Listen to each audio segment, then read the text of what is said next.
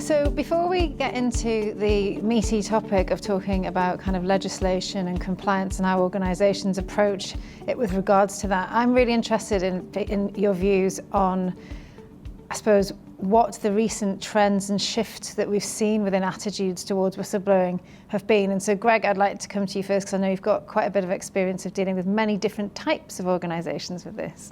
Yeah, no, I think it's always an interesting topic to talk about, Joe. I think when we look at it, from when I started SafeCall around about 5 or 6 years ago now, whistleblowing was definitely a topic that was a risk and compliance subject. It was something for a lot of organizations was a bit of a tick box. It was something that people very much focused on the legislation, and they focused on what that meant and how they could implement that. I think over the past few years, definitely we've seen a big change in how people view whistleblowing and how organizations view their compliance infrastructures that they've got internally. And it's far more focused on a moral and an ethical standpoint. It's more about the people that they're helping do this, and how you help your people to help protect your organization more than anything else.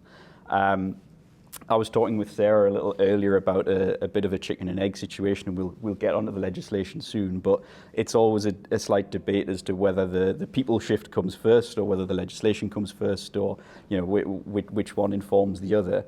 And I think, yeah, with SafeCall's experience, we're ever expanding, we're getting more and more customers, and we're getting far more people who are interested in the topic of whistleblowing. It's something that's had a fire lit underneath it. So it's a really interesting topic to be talking about today. And Sarah, any sort of things that you want to add on to what Greg was saying there? Yeah, I think that's right. I mean, we've had the Public Interest Disclosure Act, PIDA, for 25 years now.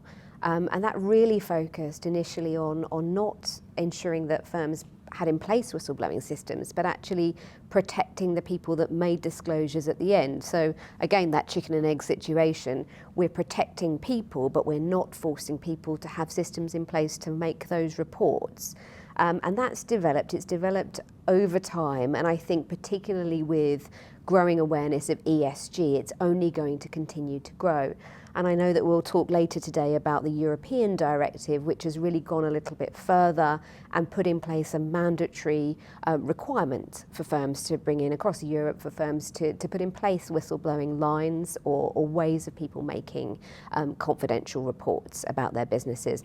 Speaking practically as well, having worked in organisations that have introduced whistleblowing helplines, I also have noticed a change in the sort of cultural engagement that ExCos, boards and others have with whistleblowing as a concept, especially when you have organisations now focusing on values within an organisation, when you have speak up sort of cultures and emphasis. I think the legislation is great, but it's now being implemented within environments that are attuned culturally to the need for giving opportunities for employees to raise these sorts of issues. I think you're right, Patrick. There's much more of a drive outside of legislation that firms want to have these frameworks in place, whether they're required to do so or not.